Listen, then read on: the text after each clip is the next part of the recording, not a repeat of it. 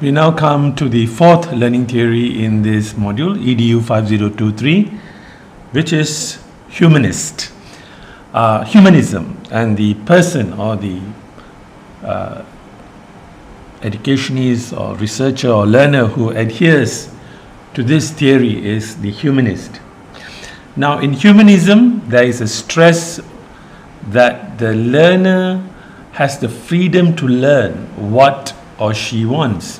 So there is autonomy for the learner, all right, that he is interested in this particular topic, and therefore we allow the learner to learn or study in that direction. So there is a lot of trust between the teacher and the learner, and this trust is based on consultation and negotiation of what is to be learned, and also of other elements coming into effect, such as curriculum design and all that. So there's a lot of negotiation.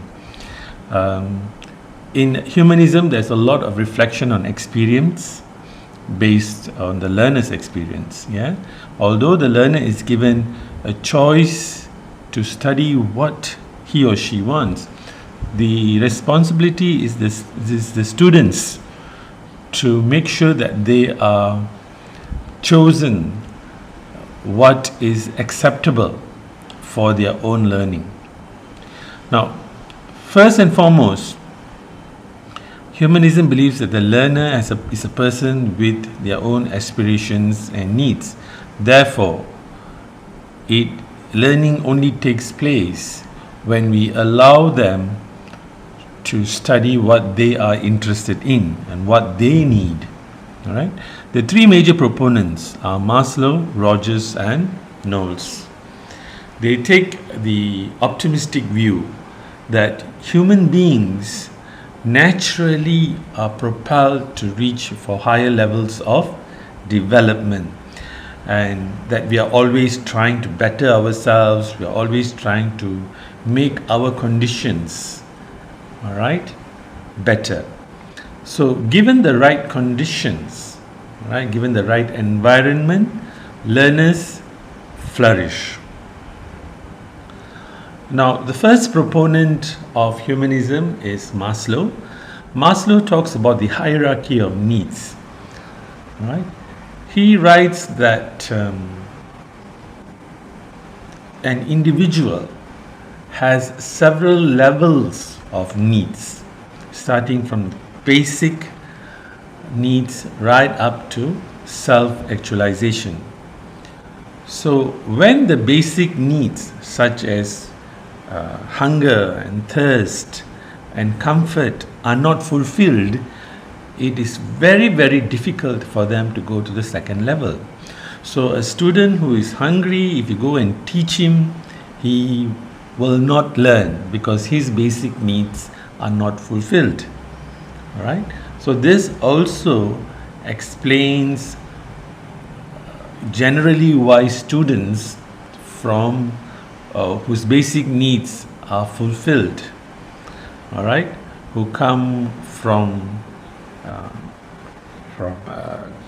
families that have fulfilled their basic needs, do better than students who are disadvantaged. So in Maslow's hierarchy of needs, is represented in a pyramid form. Of course, this pyramid was not developed by Maslow. Researchers and scientists later developed this pyramid based on Maslow's writings. All right, so you see that his basic need of an individual is biological and physiological needs, all right, such as air, food, drink, shelter, and warmth. All right, so when these needs are fulfilled, then you can go on to the second level, which is protection, security, order, and the third level, a sense of family, a sense of relationship, for working in a group, interaction, a need to love, to be loved, all right, and then the next level, to a sense of achievement, to be given responsibility, to be known that you are a responsible person, to have a reputation. All this builds into that level of self-esteem. And last of all, we have this personal growth and fulfillment, the self-actualization. Under this comes values and principles and all that. Yeah. Now, once again, this pyramid was not created by Maslow himself, but later scientists and researchers brought about this pyramid.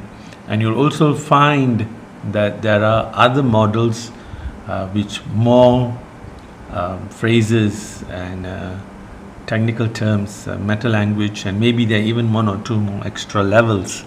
But this is based on the Maslow's hierarchy of needs, the original 5-stage model.